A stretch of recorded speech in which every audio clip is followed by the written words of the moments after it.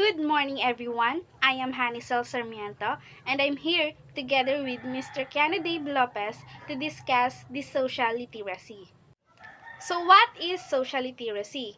Social literacy, it is the knowledge of how to behave and treat other people in a way that is morally upright, just, and equitable, with a view of promoting positive and productive relationships that are free from unfair prejudices, hate, and discrimination.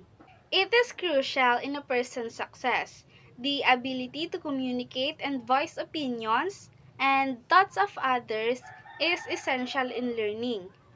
Firmly grasping social cues and norms is extremely beneficial in literally every single setting of our lives: school, home, work, clubs, and activities. Interacting with people, whether face to face or behind technology, we use our social literacy. Now, let's try to understand the descriptions given to social literacy by being morally upright. It refers to thought, speech, actions, and motivations that adhere to a standard of right and wrong. And just refer to speech, actions, and behaviors that are in line with the fixed standards of justice, a system that promotes and rewards good and at the same time punishes wrongdoings. And equitable are the speech, actions, behaviors, and the decisions that treat others fairly, regardless of background or circumstances.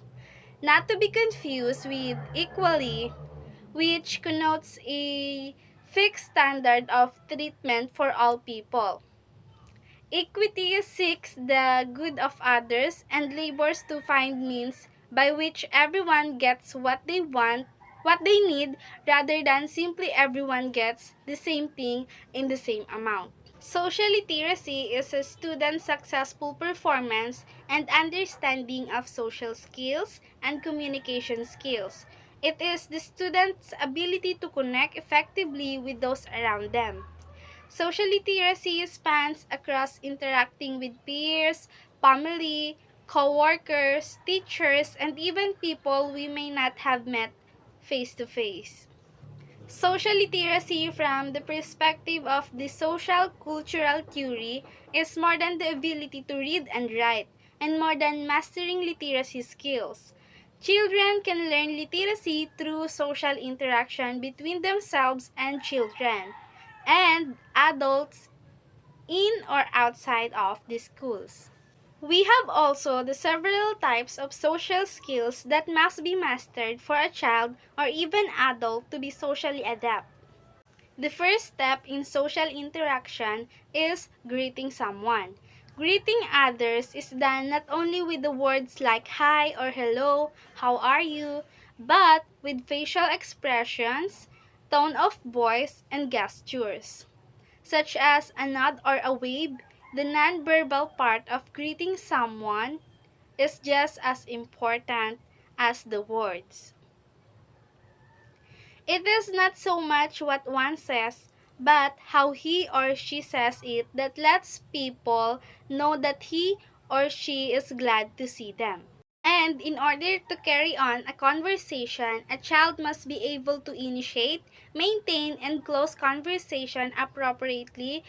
This requires good listening and attention skills, as well as the ability to take turn and probe for missing information. To be a good conversationalist, one must be observed, turn-taking, and reciprocity. Once a conversation is initiated, it has to be maintained, and to do that one needs to understand the audience he or she is talking to. A socially adept person is quickly and unconsciously identifies and categorizes his listener, measures what he or she has planned to say against the anticipated response of the listener, and then proceeds alter or avoids what he or she has planned to say. For instance, a child must know that talking to authority figures is not done in the same way when talking to their peers. In other words, you can converse in a socially appropriate manner by taking the perspective or point of view of the other person or thinking the way they think. Empathizing means that one is able to feel what the other person feels. Empathy allows one to really connect with the other people. Children or people who lack empathy are often labeled as mean, unkind, or self-centered. Reading social cues is very important in a conversation. Cues are the hints and signals that guide us to the next thing to say or do. Social cues can be verbal or nonverbal.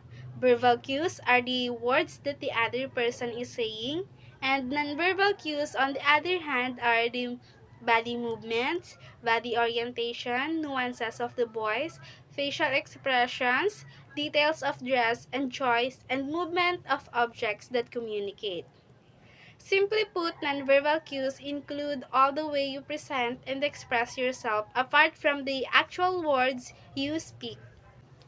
Conversation also requires that one previews or thinks about what effect the words or actions may have on their listener before she says or does them. If the impact will be negative, one can adjust what she might say or do. Next is problem solving. Problems and conflict are often part of social interaction. Someone may not agree, get angry, insult, or become aggressive at something that one says. How one reacts to these conflicts depends on how good her problem solving skills are. Conflicts cannot be avoided and are often necessary. Clear the air. Turning conflict from a win-to-lose situation to win-to-win situation is the best way to resolve a conflict. This requires negotiation and compromise, give and take that results in a situation where all parties can live with and help maintain friendships. Everyone makes social mistakes at one another. A person with good social skills is confident enough to make a sincere apology for his or her error. Apologizing is a courageous act, and it is the quickest and easiest way to correct a social blunder. It is a sign of humble and mature character when one commits mistakes. Social literacy and technology. Teaching students to become socially literate and how to express themselves correctly can help to prevent bullying over the internet. It can also aid students in handling their friendships and miscommunications better on or off the internet. Communicating through technology also becomes more frequent as students grow and enter adulthood. So why it is important? As we become more independent on technology, we are beginning to interact less with each other face to face.